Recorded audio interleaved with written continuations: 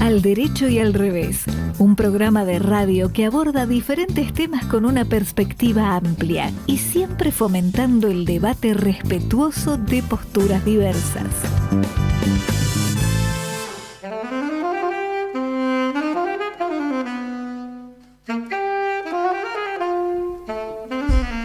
Buenas tardes, ¿qué tal? ¿Cómo andan? Marto Llanarte, ¿podés creer que es el programa 416 del Derecho y al Revés? Y sí, claro, porque lo disfruto a cada uno de ellos y los voy contando y pensando, bueno, ¿cuánto falta para el próximo?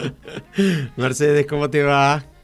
Muy bien, acá disfrutando el invitado. Todos los Sí, que siempre lo están mismo, en el siempre lo piso mismo. se ponen celosos con aquel que No, queda en el No, te vamos en a... el Zoom, Te vamos a porque hacer uno tiene la ventaja, no ¿no? una causa penal ni una denuncia de audios, pero sí una demanda de daños y perjuicios, porque no puede ser que vos disfrutes siempre de los invitados geniales que tenemos. Siempre no. Siempre no, algunas veces. Es cierto. pero Bueno, vienen al piso, es un placer. basta de cháchara, presentá por favor a nuestra invitada que la quiero escuchar ya. Bueno, tenemos el placer de tenerla Jimena Blasco.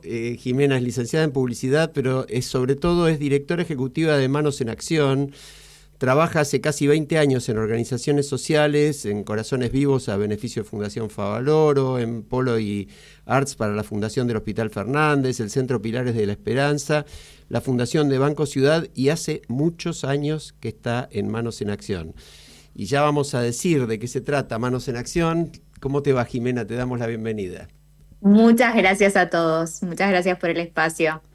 Gracias a vos por estar y gracias a vos por hacer todo lo que haces. Tal cual. Yo voy al tema, Manos en Acción. Es muy interesante ver el sitio web, le recomendamos a la audiencia que lo vayan a ver, no solo para lo que voy a decir, sino para comprometerse también y apoyar el trabajo que hacen.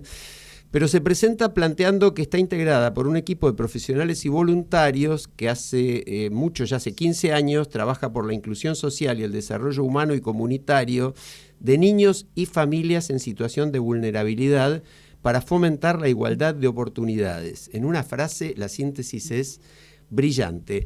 Contanos cuáles son las actividades de la asociación fundamentales y cómo se financian. Sí, yo le pediría primero, porque, no sé, por lo menos para mí, supongo que para vos también, es muy importante conocer y repetir a quien sea cuál es la misión, cuál es la visión y cuáles son los valores. Qué buena pregunta, Marta. Y además, Marta, no sé si ustedes lo están viendo en la web y cuando Alejandro leyó un poco y dijo en una frase, resumieron todo lo que hizo, fue una frase que fue mutando. Si bien Manos tiene 15 años y 15 años como tal, porque en realidad tiene más tiempo, pero uno no arranca convirtiendo lo que hace en una asociación civil, como es hoy Manos en Acción, fue mutando, porque Manos comenzó trabajando por la primera infancia, esa fue la realidad de Manos, y después nos dimos cuenta que solo con los chicos no alcanzaba, y fuimos incorporando a sus familias, y fuimos incorporando también los ejes de acción. Los ejes de acción de hoy de Manos, si bien la nutrición es lo primero, es lo que arrancó Manos en Acción, y comen 1.200 chicos todos los días en nuestras casas, son 3 casas donde comen 1.200 chiquitos. En realidad hoy queremos que la comida sea la excusa para que reciban educación. Tenemos en las casas talleres de arte, informática, de deporte, de apoyo escolar, y todos los talleres que también nos puede brindar de repente un voluntario que dice, sé tocar la guitarra, bueno, incorporamos un taller de guitarra.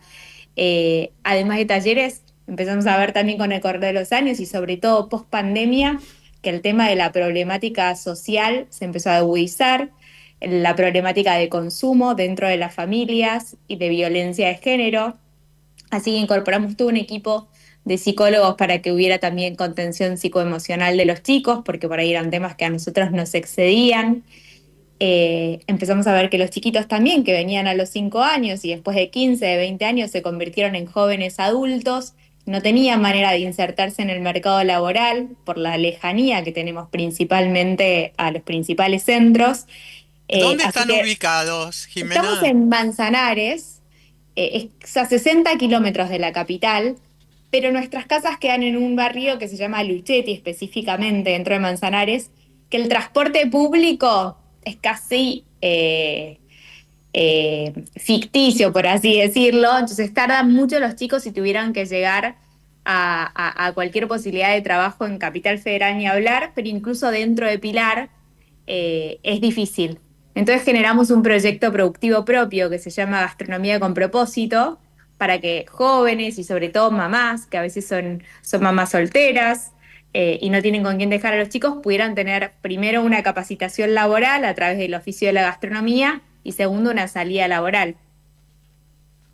Yo me voy a permitir leer la visión que tiene vuestra organización, porque eso es hacia donde ustedes se dirigen, eso es a lo que quieren llegar, lo que miran que está adelante y saben que recorriendo un camino como este que están recorriendo van a llegar, porque dicen lograr que todas las familias puedan desplegar su potencial y constituirse en dueños y protagonistas de su futuro.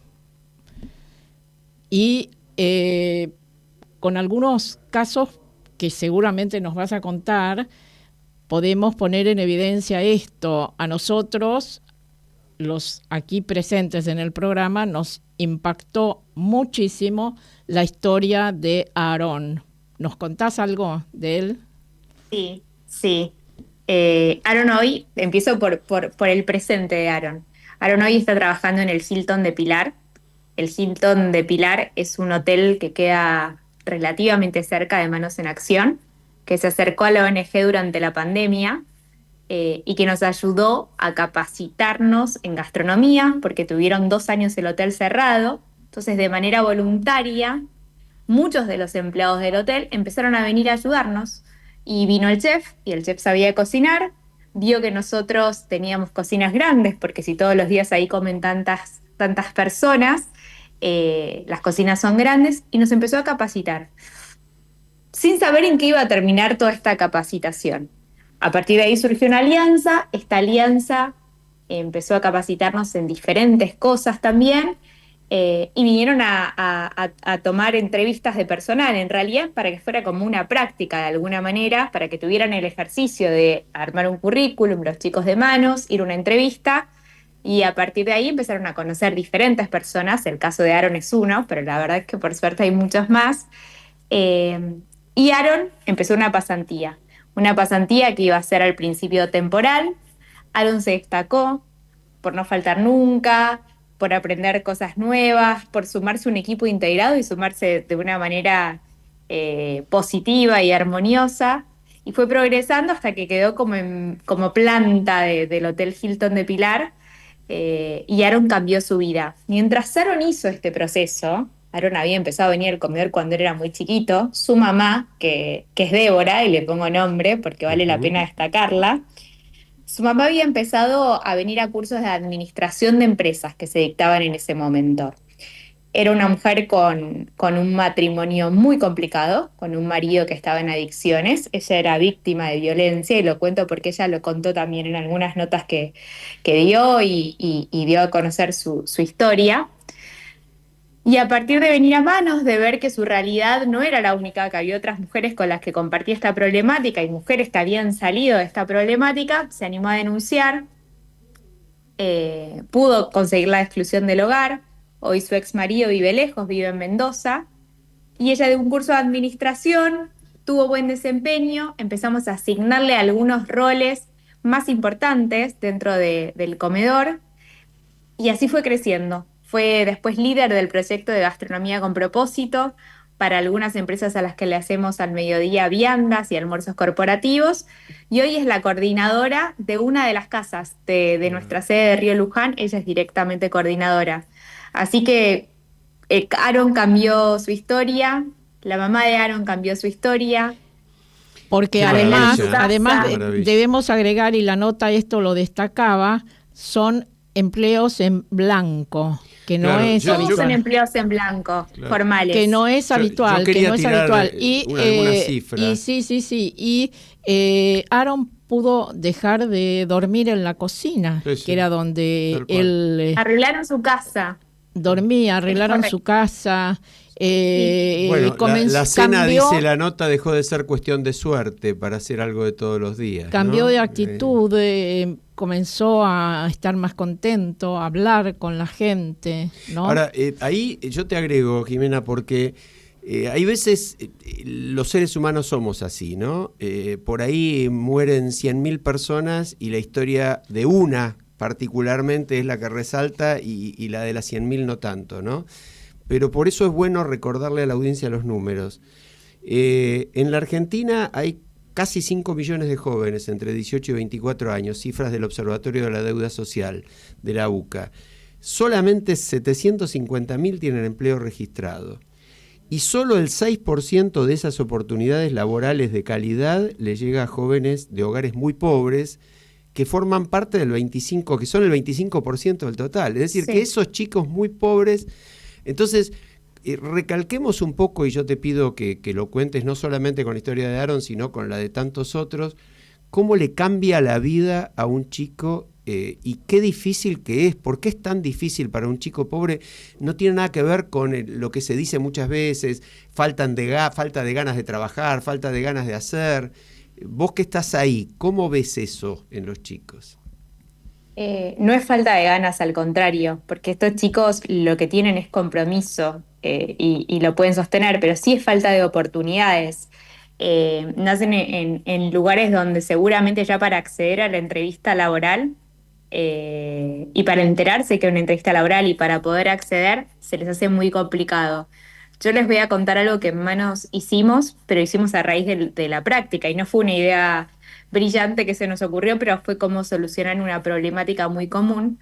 Y es que a veces les pedían que fueran a la entrevista laboral vestidos de determinada manera, o les recomendaban cuando venían a capacitarnos, y ninguno de estos chicos tiene zapatos desde ya. Entonces decíamos, bueno, ¿cómo hacemos? No le podemos dar zapatos a todos porque no llegamos.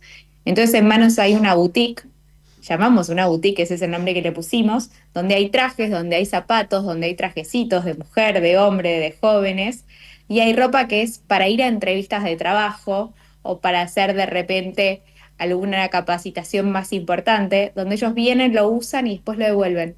Todo queda en Manos en Acción, lo devuelven siempre impecable, nunca nadie no nos devolvió las cosas porque saben que eso después lo va a usar el siguiente. Y es una manera también de empezar a darles algunas herramientas con las que no cuentan, por lo cual después es imposible acceder a una oportunidad. Muy conmovedor, Yo Mercedes. quería, Absolutamente conmovedor. Sí, sí. sí, yo quería que nos explicaras, porque yo creo que la audiencia no capta la diferencia de que Marta preguntaba la misión, la visión y los valores, pero acá es muy diferente el enfoque que tiene Manos respecto de muchas entidades que se ocupan de lo mismo, que diría que tienen la misma misión y la misma visión casi. Sin embargo, ustedes se focalizan primero en la familia, que eso es un diferencial enorme. Y segundo, en tener recursos genuinos, es decir, generar los fondos que permitan sostener la organización sin depender exclusivamente de la caridad o de la filantropía. Y a mí me gustaría esto que dijiste al principio, ¿no? Fuimos mutando, fuimos cambiando y agregando elementos.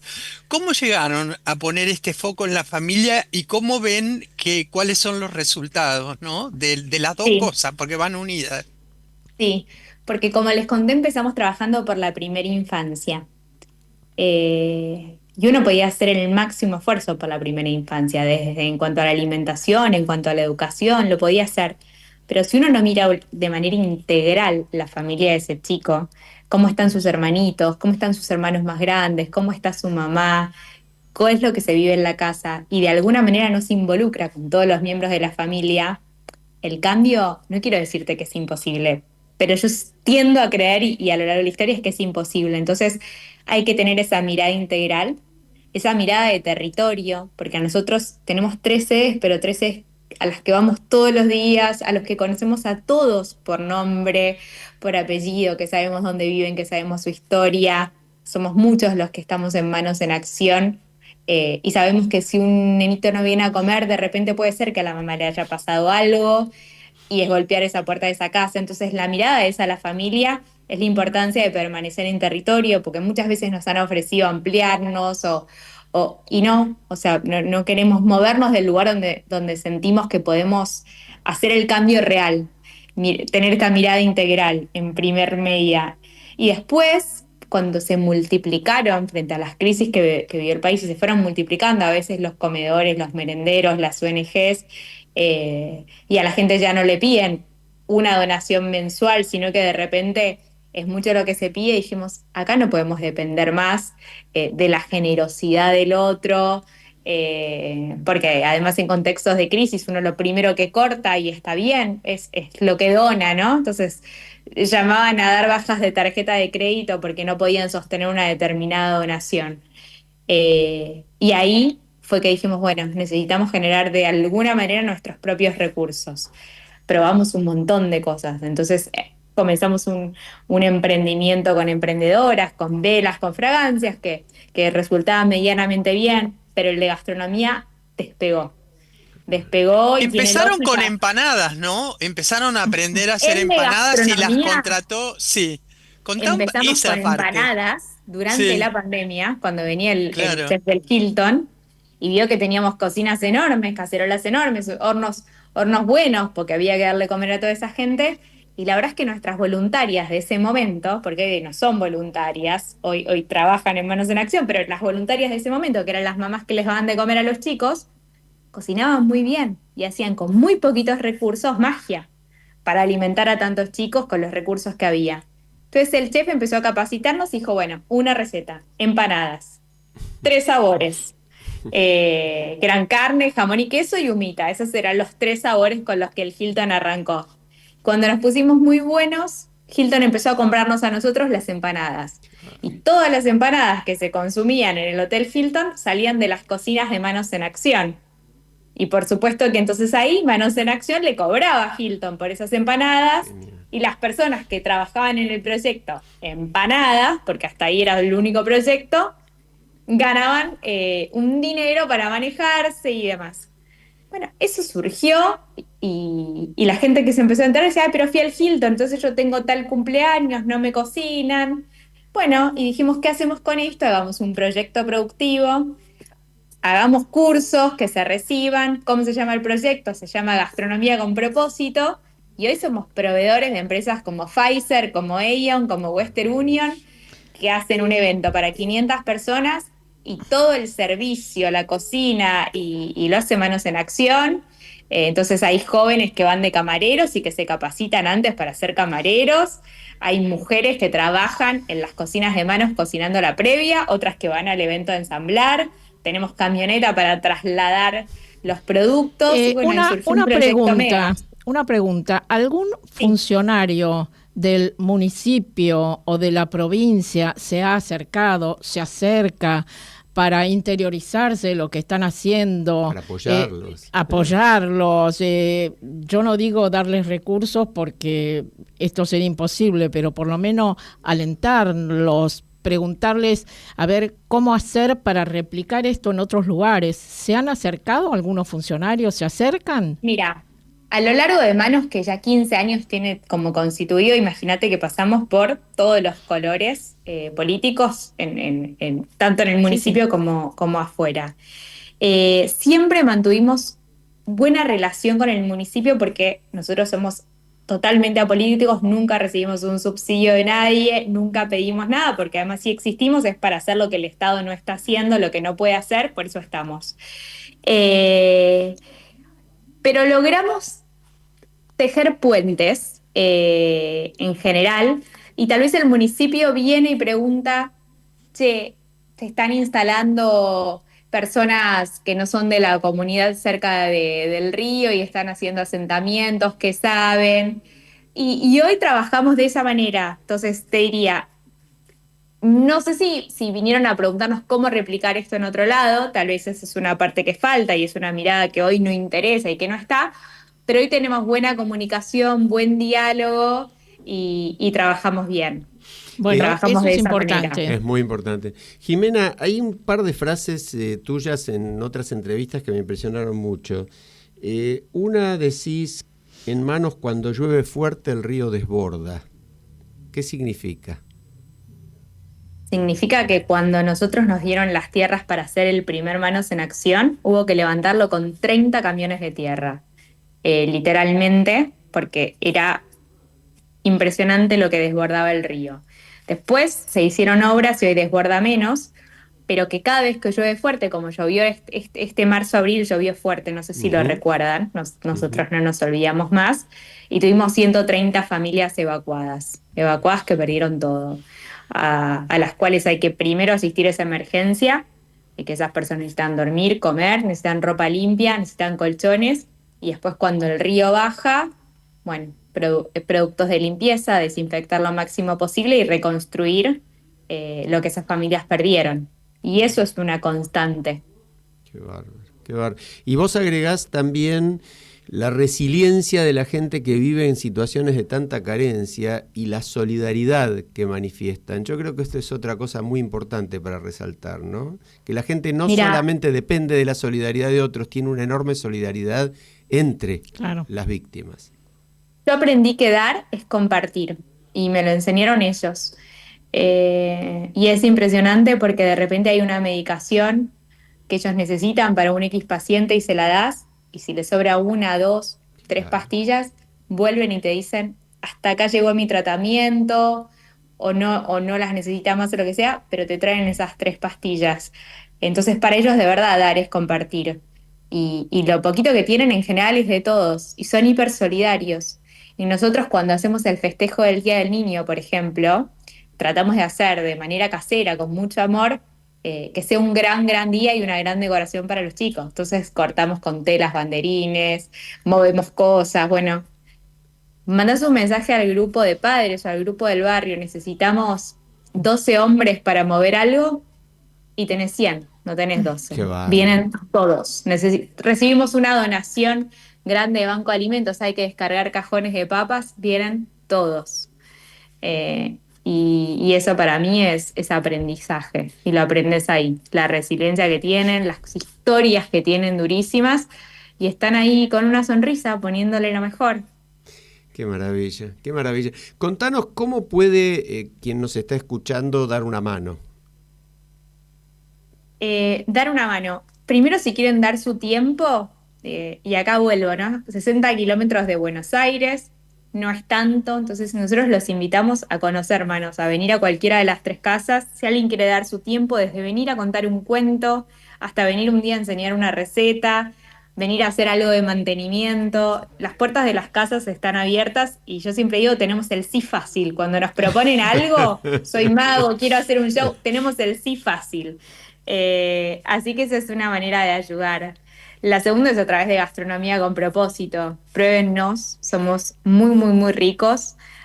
Hacemos pan dulces a fin de año. Es una manera de ayudar también, y bueno, y que nos pidan un presupuesto y que seguramente después nos elijan para siempre.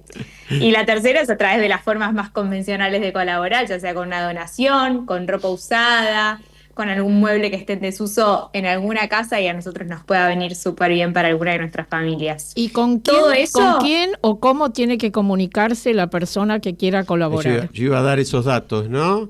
Si querés pasarlos ahí. Sí, los quiero pasar. Igual hay un 0800. Los vamos a replicar en las redes también. 0800 888 1374. Repito, 0800 888 1374, y si no, entren directamente, que vale la pena y se van a sentir muy conmovidos en www.manosenaccionargentina.org. Creo que Mercedes debe haber perdido conexión, y la tenemos en línea, ¿no, Mercedes? Porque es la hora, vos sabés que... Es la última pregunta, ¿no? Claro, cuando estamos en el final de la entrevista y ya estamos pasados de tiempo, viene la última pregunta de Mercedes. Es una tradición del programa. Yo me quedé muy impactada porque además de todo lo que comentó Jimena, ellos en algún momento se dieron cuenta que cuando los chicos ya no tienen colegio, no tienen, como otros chicos, la posibilidad de ir a una pileta y demás. Y generaron colonia de vacaciones para 800 chicos. Por eso digo, métanse en la página web y lean todo esto, porque no hay tiempo. Pero sí que otro elemento es el voluntariado. Es muy importante, Jimena lo dijo, una pincelada rápida, profesionales, gente que tocan la guitarra, es decir, para facilitar talleres, para acompañar en la colonia de vacaciones, siempre hay maneras de ayudar. Aunque quede lejos, a veces hay formas de llegar en equipo, en conjunto, que se hace más fácil cuando uno quiere ayudar, ¿no? Absolutamente. Maravilloso, Sí, maravilloso. sí, maravilloso, realmente, sin palabras. Desbordo de emoción y, por supuesto, vamos a seguir difundiéndolo esto. Muchísimas gracias. Jimena Blasco, directora de Manos en Acción, te agradecemos muchísimo tu participación, todo lo que hacen, y siempre vamos a una pausa musical en el medio del programa. Y en este caso la dedicamos también a ustedes con un tema hermoso de Patricia Sosa, en este caso con Baglietto. No bastan un par de canciones, pero sí bastan muchas manos en acción. Gracias. Muchísimas gracias. Sí bastarán dos buenas canciones para echar una mano. Se podrían hallar mil razones para ser más humanos. Puede pasar,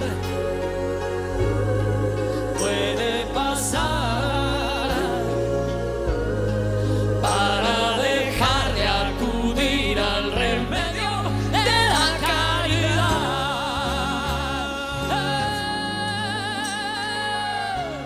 dedicadas para los que están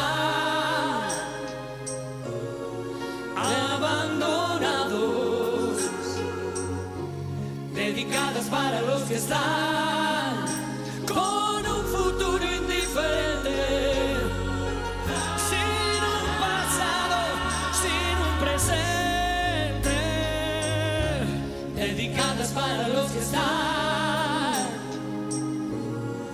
desesperados, dedicadas para los que están sumidos en un sueño muy profundo, más fuera que dentro de este mundo.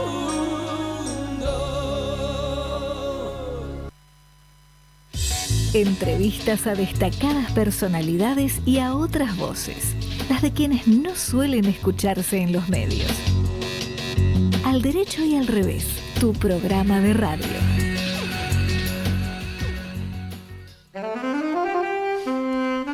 Estamos de vuelta. Bueno, puro derecho, Marta, esta primera mitad, qué maravilla. Maravilloso, ¿no? Maravilloso. Ojalá haya escuchado el programa mucha gente. Ojalá muchos llamen a ese número, se metan en el sitio y van a descubrir de qué manera pueden colaborar. Y ojalá algunos o muchos funcionarios vayan a ver qué pasa ahí, a ver cómo pueden seguir colaborando, cómo el Estado, ya sea municipal, provincial, nacional, puede involucrarse en este tipo de circunstancias que sacan a tantas familias de la pobreza, que es una de las cosas que más necesitamos, ¿no? Tal cual, tal cual. Bueno, Marta lo Yo decía... creo, ahí te doy, Mercedes. Digo, Marta lo decía en la pausa musical. El derecho es esta maravilla que un grupo de personas haya, con su insistencia, con su trabajo y qué sé yo, logrado cosas así. El revés es toda la carencia de la ausencia del Estado, ¿no? Un espanto. Dale, Mercedes. sí, en realidad Yo diría que la insistencia con que el Estado haga cosas o ayude, en estos casos a veces se transforma en un ancla, no en una ayuda, porque lo que dijo para mí Jimena, hiper valioso, es que ellos el problema de las organizaciones de sociedad civil es que no pueden adquirir escala. Ahí te perdimos. Te perdimos. Se fue la voz. Se nos fue la voz de Mercedes. Sí, pero yo creo que esto debe traer nuevamente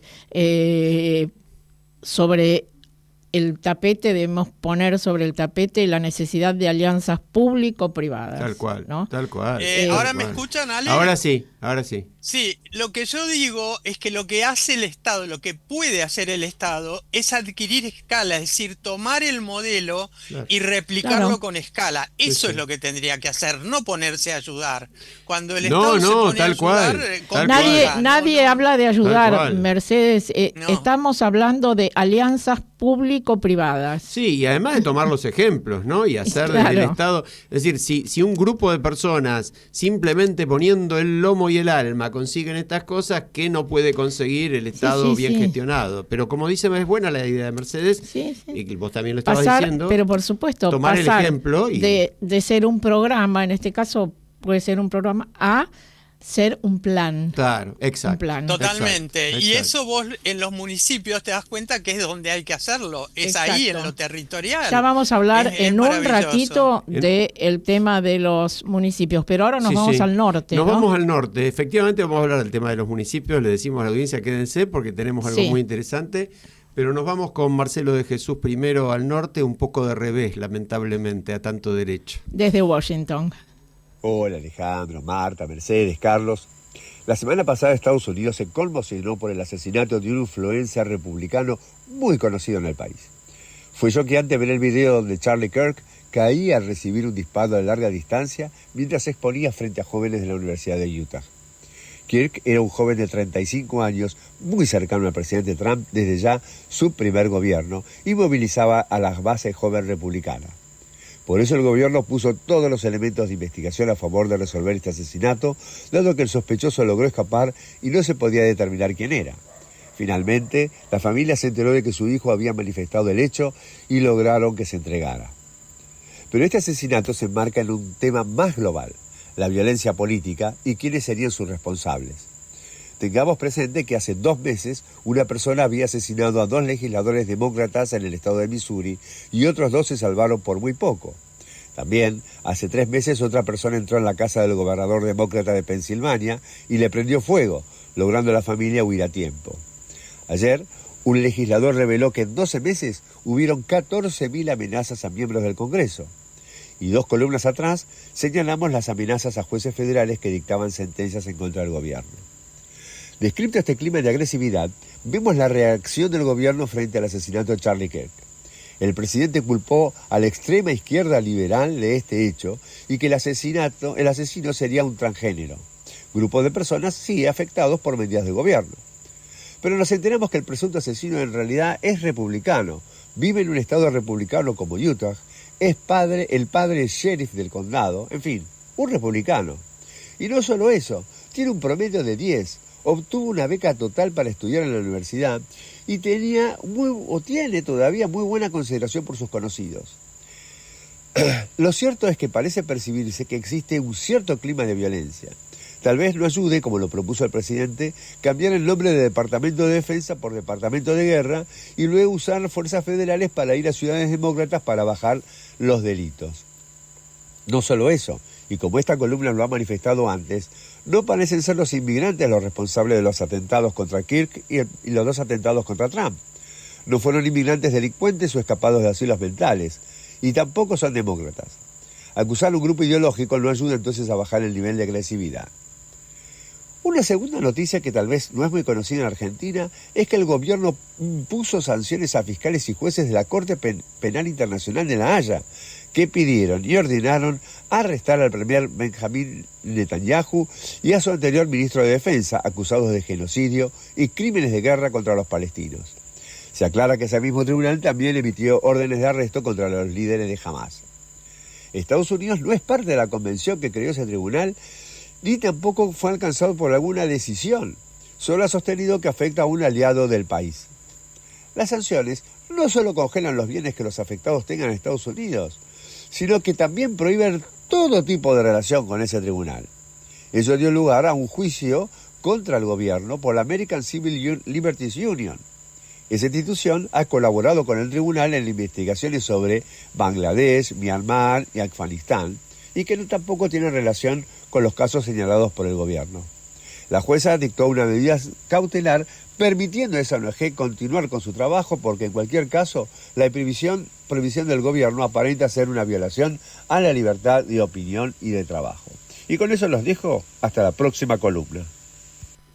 Gracias, Marcelo. La verdad, las columnas de Marcelo siempre son muy interesantes, pero el equilibrio... Es impactante, además, conocer las características de este asesino, ¿no? Que no es un inmigrante, es un chico, digamos... es un joven, buen estudiante, no está vinculado a ninguna organización partidaria. No es demócrata, es republicano. Bueno. La madre es pro armas y le regaló armas. Sí. En fin. Ahora, más allá de las circunstancias del asesinato en sí, a mí me resultó muy sorprendente y algunos debates de los que participé en redes sociales. Este hombre era un hombre claramente, un joven asesinado, ideólogo de la derecha cercana a Trump, de la derecha bastante extrema. Pero independientemente de eso, por un lado, los partidarios de la derecha y la extrema derecha no criticaron los asesinatos de la presidenta de la Cámara de Representantes de Minnesota hace 2 meses y el marido, o los atentados o las amenazas a las 14.000 amenazas a diputados, a los jueces, y los otros... ¿Será porque el asesinado en este caso era de ellos? Claro, era de ellos. Ahora, del otro lado, Marta, que eso también hay que destacarlo, del otro lado, escuché gente que decía, sí, el asesinato está mal, ahora, bueno, el mundo está mejor sin alguien que piense así. Escuché esa barbaridad. Terrible. Entonces, yo les decía, con el mismo criterio, te van a decir... que el mundo está mejor sin vos. Sí. No, bueno, pero, este es el doble estándar terrorífico. Marcelo lo dijo de alguna manera en la columna cuando tenés dijo... razón si pensás como yo. Tenés razón si pensás como yo. Y él dijo, como era propio, investigaron bien y rápido. Sí. Yo no sé si investigaron tan bien y tan rápido lo de Minnesota. Este es el horror, ¿no? Sí, bueno, vengamos a nuestro querido... No sé si Mercedes tenía algo que decir sobre... vengamos a nuestro querido país, porque tenemos muchas cosas para comentar. Yo quiero hacer referencia a un artículo de nuestro amigo Carlos Fara, que lo tenemos a veces en nuestro programa, pero si no está, siempre destacamos algunos de sus escritos. Él, no lo digo yo, lo dijo él, que es el presidente de la Asociación Internacional de Politicólogos, ¿no?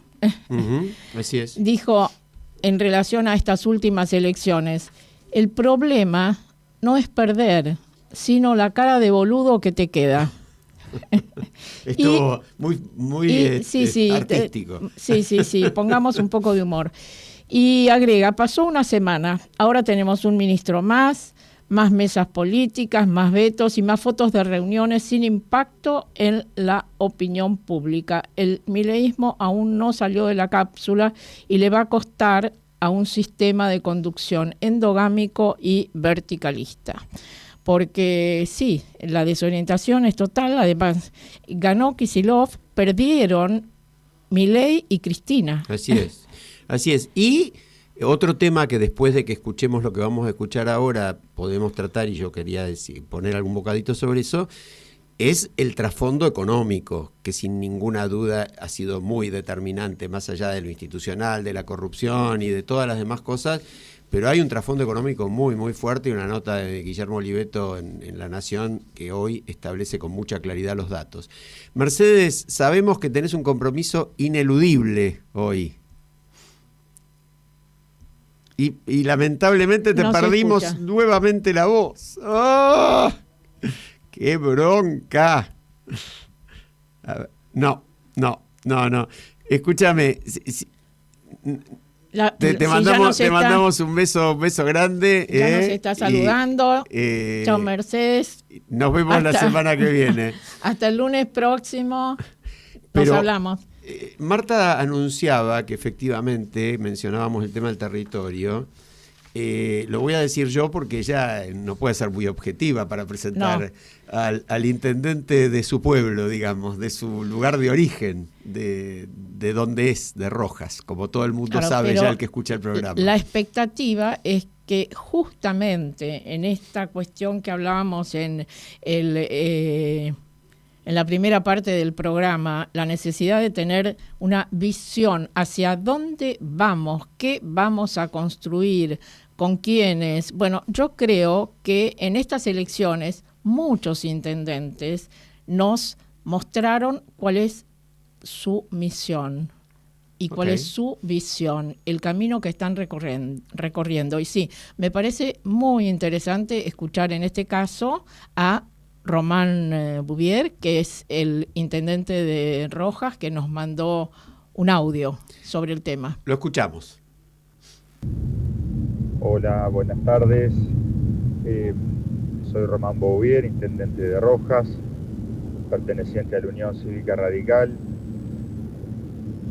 en un frente electoral que conformamos en la segunda sección electoral, que se llama Hechos, intentando representar el sector del medio, ninguno de los dos extremos, integrado por el intendente de San Nicolás, Santiago Pasaglia, y Javier Martínez de Pergamino, de distintas extracciones políticas, con la única claridad de representar la voz de los vecinos de cada una de nuestras ciudades, con la intención de romper la polarización y de poder plebiscitar nuestras gestiones en toda la segunda sección electoral.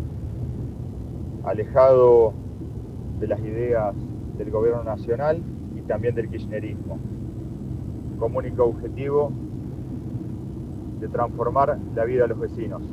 Un frente político que llegó para quedarse, con ideas de seguir expandiéndonos en las otras secciones electorales, de pelear por la provincia de Buenos Aires en el 2027, de reconstruir ese sector que representa a los que trabajan, a la clase media, a los que se esfuerzan todos los días y que no quieren nada del Estado, sino un Estado que no los mate con los servicios y un Estado que no lo destruya como es el kirchnerismo. La voz de los vecinos, ni las fuerzas del cielo ni las fuerzas de la patria, la fuerza de los vecinos. Así que estamos trabajando para que este espacio siga creciendo, para seguir representando a los vecinos, para seguir transformando cada una de nuestras ciudades y con un solo objetivo: unir todas las ideologías, unir a todos los vecinos y, rememorando y recordando un poco a Raúl Alfonsín, reconstruir la Unión Nacional. Necesitamos salir de los extremos, salir de la grieta que solamente le sirvió a la política y no le sirvió a los vecinos, para nuevamente trabajar todos juntos y unidos por la reconstrucción de nuestra provincia y también de nuestro país. Bueno, le agradecemos a Román Bouvier, el intendente de Rojas, un mensaje que ojalá empiece a ser un mensaje que rompa la polarización, tal como él lo yo dice, creo, ¿no? que esto hay que difundirlo, porque justamente es la manera de que otros descubran, sí, este es el camino. Ellos están intentando, y creo que lo van a lograr, porque tienen la mirada puesta ya en el 2027, saltar la trampa de la grieta, ¿no? Bueno, hay que estar atentos. En línea también, Marta, con esta aparición reciente hace unos meses de los gobernadores, que ya son 6, ¿no? Exactamente. Entre ellas 2 de las provincias más importantes de la Argentina, como Córdoba y Mendoza, como Córdoba y Santa Fe, pero también provincias del sur, del norte. En fin, se empieza a generar una cierta razonabilidad, ¿no?, en la mirada política. Esa historia de ancha avenida del medio, son frases hechas, ¿no? Sí. Pero... Además, armar un país federal en serio, ¿no? Claro, y conversar, como lo dijimos, ¿te acordás? 6 años se cumplen de Argentina Conversa. 6 años, Argentina Conversa. Todo el mundo estaba de acuerdo, 150 personalidades destacadas de todos los orígenes, firmamos eso. Y bueno, y después... Y apareció no el cisne negro, el rinoceronte gris de la pandemia. Tal cual. Y bueno, tal cual. Y todo cambió. El tiempo se aceleró, en algunos casos para bien, en otros para muy mal. Y bueno, hay que retomar lo bueno, dejar lo malo de lado y seguir construyendo, ¿no? Ahora, a mí me da la impresión, esto lo hemos charlado muchas veces en el programa, pero es bueno recordárselo a nuestra audiencia, ¿no? Así como la escuchábamos a Jimena contando lo que es vivir en un lugar donde vos sabés que cuando llueve tenés el riesgo de que se inunde, y cómo construyen desde la nada todo lo que hacen en Manos en Acción. Bueno, datos reales ahora, previos a la elección, que demuestran a qué punto los dirigentes, aún los encuestadores, pierden de vista lo que le pasa a la gente. Al 70% de la población ya, bastante antes de las elecciones, le costaba más llegar a fin de mes. El ingreso disponible, es decir, lo que le queda, es un concepto muy importante, me parece, el de Oliveto, ingreso disponible. Es lo que te queda después de que pagaste lo fijo, lo obligado, ¿no? Las expensas, los que viven en departamento, los impuestos. Bueno, el fijo, el ingreso disponible... Respecto del piso brutal del año pasado, donde había caído al subsuelo, mejoró 9 puntos, pero respecto de 2017 está 40% abajo. Sí. Entonces, bueno, el consumo masivo, que había caído 14% en 2024, no creció en 2025, nada. Y está en los supermercados y autoservicios de barrio mucho peor, un 5% menos todavía. Y en general, un 18% menos que en 2023. Entonces, ¿a quién se le ocurre que el común de la gente, frente a una situación así, esa clase media baja y media y baja no pobre, que es el 40% del total de los ingresos, pero que al mismo tiempo es el 55% del consumo masivo, no va a votar con el bolsillo? ¿Con qué va a votar, pobre gente? Y ese es el verdadero motivo. Después es cierto, incide la corrupción porque le saca una bandera al gobierno, la lucha contra la casta ya a esta altura, ¿no? Pero lo fundamental sigue siendo la vieja historia de Clinton, ¿no? Es la economía estúpida. Vamos a ver qué pasa hoy con el anuncio del presupuesto. Los gobernadores, que como vos decís están adquiriendo mayor relevancia, ya advirtieron que no soportan un año más sin presupuesto. Es que no puede haberlo, la ley de leyes. Exactamente. Es la clave. Y bueno, entre las novedades que tenemos, también se ha anunciado que los trabajadores del Hospital Garrahan y docentes de las universidades públicas realizarán este miércoles por la tarde una movilización desde el Congreso hasta Plaza de Mayo en protesta por los vetos del presidente. Y esta protesta se va a concretar el mismo día en que la Cámara de Diputados va a tratar las normas anuladas por el Ejecutivo, tal como acordaron en un encuentro previo, ¿no? Pero es importante destacar que el Ejecutivo ha dicho que va a promulgar la ley sobre discapacidad, digamos pero promulgar es es cumplir la Constitución, digamos, poner en ¿no? vigencia la ley, pero que no lo van a hacer hasta que no se pueda especificar el financiamiento, ¿no? Ahora, vos sabés que yo escuchaba eso hoy, lo dijo Guillermo Francos, y decía, no sé, quizás soy abogado y soy demasiado abogado, pero a ver, promulgar una ley es la obligación del gobierno, no es ningún reconocimiento de nada. Si no lo hace hay que echarlo, digamos, es al revés. Sí. Y además, encontrar los fondos también es un problema del gobierno, Porque la verdad es que el que administra el presupuesto es el gobierno y el jefe de Sí, gabinete pero tiene facultad de han dicho reasignar que partidas. la ley debe establecer cuáles serían los recursos Pero y no es así. No es así. No es así, claro, No no es es así. así. No hay ninguna ley que exija al revés. Justamente, como vos lo dijiste recién, para eso está el presupuesto, la ley de leyes, a partir de la cual se establece hacia dónde van los recursos. Ahora, si vos tenés un presupuesto prorrogado 2 años consecutivos, que estamos hablando del de 2023 de Alberto Fernández, con lo cual, como se mantuvo a valores nominales, el gobierno hace lo que quiere con la plata, yo le digo al jefe de gabinete, es muy simple, señor. Saque la mitad de lo que le asignó de doble a la CIDE, y con eso al organismo de inteligencia, y ahí tiene la plata para Sí, cualquier sí. cosa. Ha habido designaciones escandalosas en la CIDE esta semana, ¿no? Claro, bueno, y hay también por primera vez lo destacó nuestro amigo Huelco Nadamón, un rechazo del Plan Nacional de Inteligencia por la Comisión de Inteligencia de Cámara de Diputados. Pero vos lo marcaste muy bien este tema. Y había otro tema que yo también quería señalar antes de que se nos acabe el programa. Esta semana fue muy intensa en la causa Cuadernos. Algo comentamos, la otra creo llegamos a comentarlo.